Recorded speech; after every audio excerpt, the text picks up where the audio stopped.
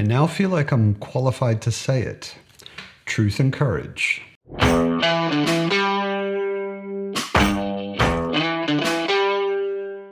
Today's book is Malice by Gwynne, and let's get right into it. What's it got? Coming of age, good and evil, a chosen one, or two, short, quick chapters, quite a few point of view characters, giants, giant snakes, giant bats, lots of giant things, a lovable animal companion, bullies, petty politics, betrayal, mysterious magic, ancient magical artifacts, quite a lot of action, and numerous decapitations. So the first thing for me to say about Malice is, in the end, I really did quite enjoy it. So no matter what I say in this review, keep that in mind. I did actually enjoy this book, but I have some criticisms. The other thing I was thinking the whole time is I had always heard Gwynne referred to as a grimdark author.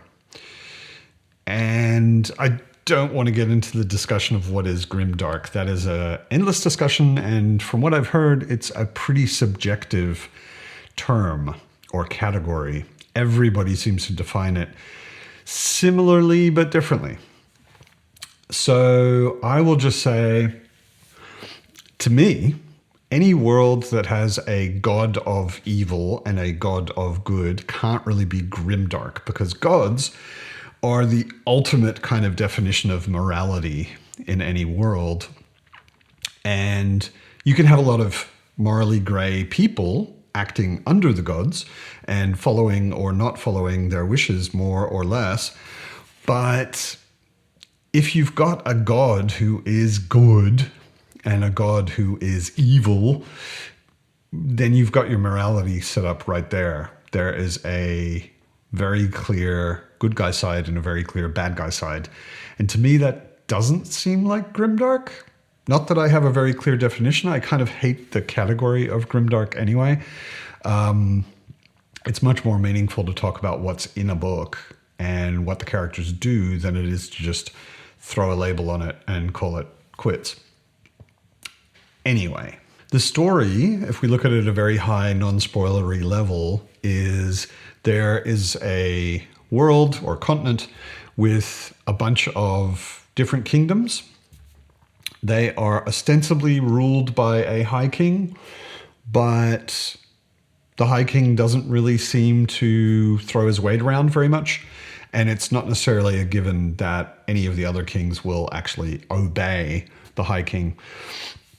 The high king discovers a prophecy that the god war is coming, that this all good and all evil god will be warring. And it's a prophecy written 1,000 years ago, or a long time ago anyway, that says that there will be a chosen one.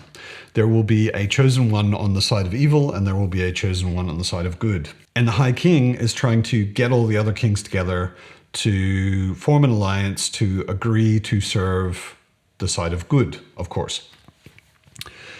The point of view characters that we get are a bunch of different warriors mostly. There's one female point of view character and 5 or 6 or more male ones. And they range from a prince to the son of a blacksmith. And they all have very different roles, and they're in very different places. They, of course, this is what fantasy does with multiple POV characters. They are eventually coming together, but it takes basically the whole book. And we get through each of those characters. We get a glimpse into the world. We see the giants in the north. The giants were the original race on this continent, and men came in and drove them back only into the north. And the giants have been resurfacing or moving further south, becoming a problem for people again, more than they used to be. There are some ancient artifacts that were apparently made from a meteor a long time ago, and some of them are weapons, some of them are not, and they are pretty much all lost, except for one. And they have something to do with the giants. It's not exactly that clear in this book what exactly but the giants want them or have some of them. Again, it's not that clear. There are some very clear sides. Like I said, it's about good and evil. So there are people who are drifting more towards the evil side, where we maybe don't know it at the beginning. They look like they might be good guys, and that by the end of the book, they've drifted pretty far into a not very pleasant direction. There are other characters who maybe seem a little meaningless, not necessarily that interesting at the beginning, and they become more and more involved in this story of good and evil, what's going on as things start rising. Themes that are really strong in this book are family, not only the typical fantasy trope of found family, but also biological family, birth family. So there are a number of characters who become like brothers, although they're not actually brothers. There are a lot of situations with family, and not only good, wholesome, enjoyable kind of family, but there are a number of characters who have real problems with their family, and like up to the point of being like fatally threatening problems with their family. But then there is a much more wholesome side as well, with some of the characters who have very strong relationships with their family, very positive relationships with their family, which play a big role in their lives. The other thing specifically in family, the father-son idea, whether it's a mentor who is like a father to a son or actual fathers and sons, there's a lot of that going on. Like I said, there's only one female character, or POV character anyway, and she seems a little vague in this book, and most of the things that are going on do not really have that much to do directly with her. So there's not a lot of mother-daughter or father-daughter kinds of things, as much as this father-son, mentor, actual father. These things are constantly coming up with pretty much every POV character. I already mentioned good and evil. Good and evil is a huge thing in this book, but also how insidious evil can be, and how maybe fragile being good can be. That evil can sneak up on good people. That good people can make a few poor decisions and start leaning far further than they may be intended towards evil. And how over time these things can add up and make someone who is actually pretty reprehensible out of someone who started out as not such a bad person. It's a book that to me felt like setup. Pretty much the whole book feels like setup. We're getting situations and characters into the places they need to be for the real story to start. We're getting a lot of background. We're getting introduction to the world, to the different races, different cultures, different characters. And then at the end of the book, it feels like, okay, that's the beginning. It did to me anyway. There are 3 more books. The series is called The Faithful and the Fallen. And there are 3 more books that are pretty much just as chunky as this one. And that is where I expect things really get going. I've heard from other people also that this book is, first of all, it was the first book that John Gwynne published. And it's kind of apparent. That was one of my problems with it. In the first third of it, I was really wondering whether I should DNF it. The writing seemed a little bit clumsy to me in places. There were a lot of strange descriptions, there, especially movement, it seemed. There were descriptions of like going from one place to another, and then something is happening all of a sudden. And there were a couple of bits where I had to reread it to see whether I'd missed something, and I hadn't. It just seemed like the writing was missing something a little bit. But it's a debut novel, and I had heard so much good stuff about it. I just said, okay, screw it. I'm gonna persevere. And by the time I got to the middle of the book, I was hooked on the story, even though the writing is a little clumsy. I have heard that it improves a lot. I'm looking forward to that. But to start with, it made me hesitate a little bit. And it kind of surprised me, actually, that in spite of the writing not being amazing, I was totally hooked on the story by about the middle, and by the last third or quarter of it, I was so hooked, I basically read the last quarter of it in one sitting, just 150, 200 pages or whatever, just flipping, because it was pretty gripping.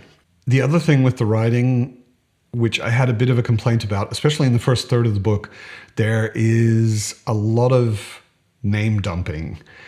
There was a particular part where in one or two paragraphs we got all sorts of names about and complicated political connections between all sorts of kingdoms, and it was a bit too much for me. And I read it a couple of times. I realized I probably wouldn't remember most of it, and I just said, yeah, screw it. So a lot of the time there were political things going on in the book that it didn't really get because the author hadn't really taken the time to let me absorb all of these details at the beginning. There was just a bit of an info dump. I was expected to understand it. I didn't really. And as a result, a lot of the political stuff kind of went over my head. It didn't really ruin my enjoyment of the book. I tend to be much more into characters and their feelings and their relationships. And the high-level political stuff didn't seem that important for the story. Maybe it becomes more important later. But it seemed clear to me all of the time that this was leading up to a big dramatic clash or betrayal. I was right in that. And I assume that the rest of the book, I don't necessarily need to understand the politics in depth either. So it wasn't really a problem. It was just something where I'd like to see his writing improve to the point where you're not just getting a info dump that's almost a list of places and names and things like that, which are hard to absorb if you don't really know anything about them yet. So let's take a look at the cover. This is one of those books that I feel like is part of a trend in the last, 5 or 10 years. It used to be you almost never saw a fantasy book with a white cover, primarily white. Now there are lots of them. There are editions of Brandon Sanderson's work, the whole Puppy War series editions as well. It seems to be a bit of a thing. Personally, this is just a taste thing, but I don't really like the white covers that much, just because they all kind of blend together and look the same to me. This one actually doesn't. It jumps out a bit more because it's got a really big fucking sword on the cover and on the spine. It's interesting. The series together, if you look at all four of them, there's one with a spear, one with an axe, one with a big hammer, and this one with a sword. So they certainly blend in well together. They have a very distinctive appearance and visual identity as a series, which is great. I think that's very cool. I'm glad to see, I've complained about it before, but Tor has actually, in this case, put The Faithful and the Fallen Book 1 on the spine. So it's clear which one in the series this is. Thank you, Tor. Well done. The cover itself has a nice sort of embossed typography and the sword design itself on the front cover, which gives it a little bit more class than it would have if it was just printed flat. So I don't know if you can see that, but if you look at it with the light, it's printed a little glossy and it's also embossed, so it's pushed up from behind. Then the elements that we've got, obviously we've got this typography. It's a very distinctive typeface. It's what's called a black letter typeface, which gives it a particular sort of ye olde kind of feel. But then it's also got some, I'm not sure if this is custom or part of the typeface itself, but it's got some little bits branching off of the M, giving it sort of an organic look. Nature and the magic in this seems to be very nature-based, so that is super appropriate for the title. The background is interesting because it's all sort of white and grayish, washed out looking. At the top and at the bottom, we've got these wings, and they seem to be a good and evil thing. The top ones look like bat wings. The bottom ones look like they're probably bird wings or maybe angel wings. So that actually relates very well to things going on in the book. And In the background of the sword, horizontally across the front, there's a really big, what looks like battle. And the details of it look very Viking-ish, if you look at the helmets and whatever, but it seems to be a mix. Maybe it's trying to be non-specific, but there are a bunch of shields, a few axes, and tons of spears, which also is very illustrative of the book. There is a lot of battle, and having a picture essentially of a nondescript battle on the cover is completely appropriate. The illustrations were all done on the cover, were all done by Paul Young. It continues on the back, basically the same thing as on the front, just without the big typography in the sword. It's pretty good. It's got, especially when you put it together with the entire series, it's got a pretty distinctive feeling, which gives it a really strong visual identity. I imagine it jumps out off of the shelf quite well. One of the tendencies I've been noticing lately is very, very, very distinctive typography with a really specific, distinctive personality. I think this can be kind of risky because that personality is so inherent in the typography itself that when you put the same typography on a completely different book by a completely different author, it feels like it belongs with this one.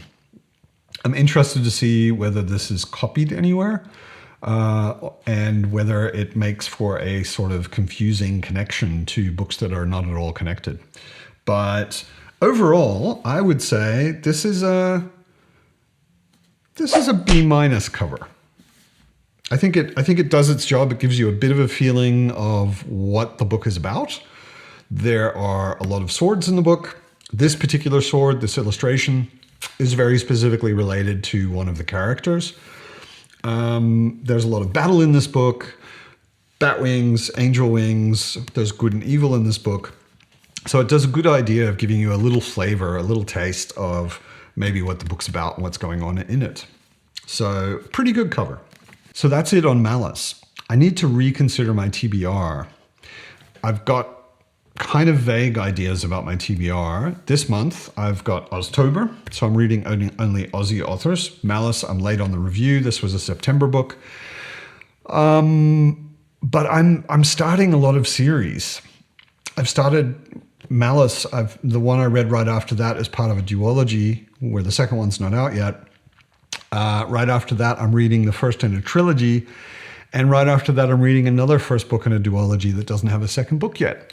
So I will probably be hitting Valor, which I think is the second book after Malice, in November. In November, my Malice Everything Read restarts.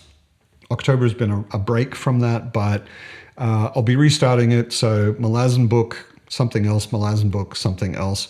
So maybe John Gwynne's books will be the something else for a little while. We'll see how fast I want to get through this series. But in the end, I can definitely recommend this book. And from what I've heard, the writing and a lot of the things that were speed bumps for me, they do improve throughout the series. So I think it's going to be a pretty awesome ride. I've heard that the first book is, compared to the later books, almost boring. I didn't find it boring, but compared to the later books.